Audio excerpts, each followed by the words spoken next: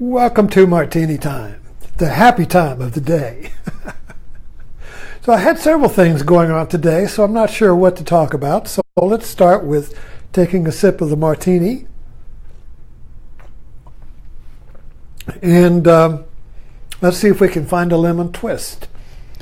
The title of this talk, which I just wrote, is There's No Promised Land. So I've been waiting for maybe 3 weeks ago. There's an ad on the internet advertising this new satellite HD antenna that will pick up the free transmissions for the networks, that you get in the city with the old antenna. Because I've been plagued with resisting and complaining about high satellite costs, DirecTV. And so I went to DirecTV Now, but that's $35 a month. And I thought, in this ad, well, if you get this antenna and stick it on the wall, it'll pick up the signals from the HD signals from the regular, the old antenna transmission, and you'll have free TV. So, it's $33 a piece, and I got two. But then you're supposed to be if they don't work, you can return them, hopefully. So they didn't arrive, and now where is this promise? This promise of free TV. Yes, that's what I want, free TV. So they came today, and I knew something was a little wrong when the antenna was not some high tech piece of a piece of satellite, piece of space material, whatever. You'd think it would be something, something technology that you're buying. No, it was a piece of cardboard with a cord. So I plugged it in, and I knew, and no signal. The snow. So I packed it up and I'm sending it back. And it's Clear Vision. I think that's the name of it. It's a big ad. Website and all that. Looks good. A lot of people say that promise what's to work 60 miles away. But I live about 70 miles away from Richmond. So, yeah. And then I got a big house, so it's got to go through the big house. So, yeah. Anyway, send it back. So there's no promised land. So what else is happening today? Well, today is we have an Iranian friend, and he's coming over tonight. I say a Persian friend. He's coming over tonight for dinner, and we're going to celebrate the longest night of the year.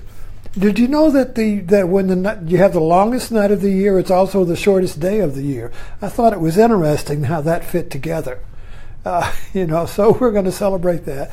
And I'm struck by the idea that ancient cultures, and Persia's an ancient culture, these ancient cultures align themselves to the stars, and it's kind of like the whole society is aligned with the stars, like on the North Pole, or something that keeps you in alignment, And I got to thinking, connecting dots as I do. Before cable, we just got an alignment with, not that TV is that new, but it was free. And you just put up an antenna, and you got an alignment, you lined it up, and you got an alignment with the signal, and you had some kind of TV. And then cable came along. Now you can disconnect from that, and now you can get cable anywhere. You don't need an antenna. And it's not quite free, but it was cheap. Well, so, and this was predicted, that as the cable companies combined, the prices would go up, So the cheapest I could get with DirecTV satellite, was $90 a month. And so anyway, I'm going to work with the DirecTV, and so on. But anyway, this idea of alignment, getting out of alignment. So when cable came, we got out of alignment with the free TV signal and became dependent upon it. And so society is like that. When you get out of alignment with the stars, with something that is natural, like societies get in alignment with the mountain. And in Avatar, they got it in alignment with the home tree. Of course, the sky people cut it down, but and messed their minds up. But anyway, there would be an alignment with something that didn't move, that wasn't electronic. You see, if it's electronic, the power can go out, and you're in the dark, So I went to Bevel's today, which is the local hardware store, and they have Bobby Daniels, who owns Bevel's Hardware, has for years created this miniature train set. I say set, it's a train landscape that covers a third of the store, and it's a big store. So he's got multiple trains, he's got mountains and lakes, and the whole thing is a miniature Blackstone. And so people come from all over. The crowd is just continuous to come see this. It's on the news. Just to see this, everybody, you feel like Gulliver at Lilliputian, if that's how you tell. Remember that story of Gulliver with the little town, the Lilliputians? Well, you feel like Gulliver when you look at this train set, because everything is, you got little tiny drive-ins with a movie playing, and all the stores in the town are named after the stores in Blackstone. So it's like you're watching Blackstone, and they even have some Native Americans, they used to have that here, and the trains and the coal, and maybe there's a little fire and the firemen are running in putting it out, And you just kind of like have this big different perspective on the town that we live in. And people here like to be, Blackstone is a way of getting in alignment with the world. Your hometown is the way people have always aligned themselves with the world. So they go to the city and everything is up and down and bulldozed away and it's here and gone today and everything. But you go home and you have that alignment, kind of chiropractic alignment with something that doesn't change. Something that doesn't change. And so tonight we're going to get in alignment with the longest night of the year and the shortest day.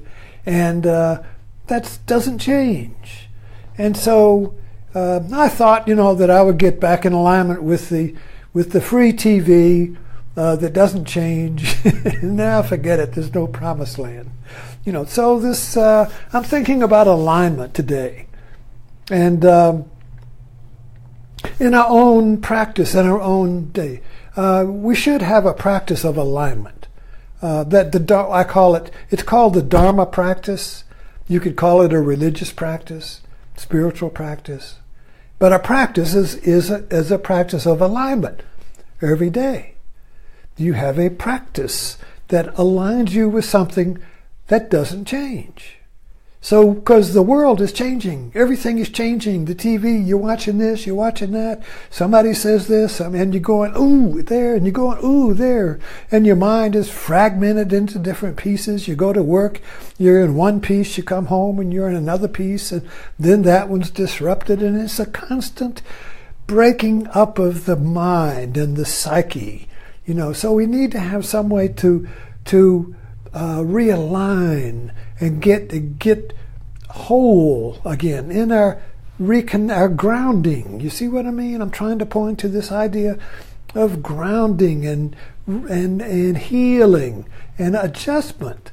That's what chiropractic is all about. I mean, you're all out of line, and you go to the chiropractor and he goes, and man, you feel great. Oh, I'm all in alignment. But your practice, the world you live in is out of alignment. So you're soon going, your muscles structure and your posture, you're back like this, you see. And so you go back to the chiropractor, It gets you in alignment, you see. But our world keeps us out of alignment. So we're constantly getting, the world we live in is out of alignment. So it's constantly making us like that, you see. So how do you get back in alignment? And you can't do it by going to church anymore because the church is out of alignment. The church is like that, you see, because it's all alignment with politics. You know, the church has gotten in alignment with the political alignment, you see. And so that divides. Alignment heals. Alignment makes you whole again. So, you know, I know this is what has kept me in alignment. I feel that I have a practice of being in alignment.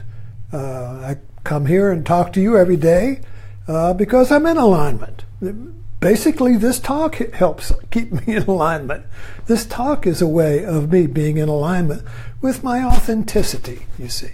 So that's the thing, getting in alignment with your authentic self. Getting in alignment with that which is whole and healed and true for you. Anyway, have a great longest night, and we're ending the shortest day. Tomorrow, it's all downhill into the light. See you then.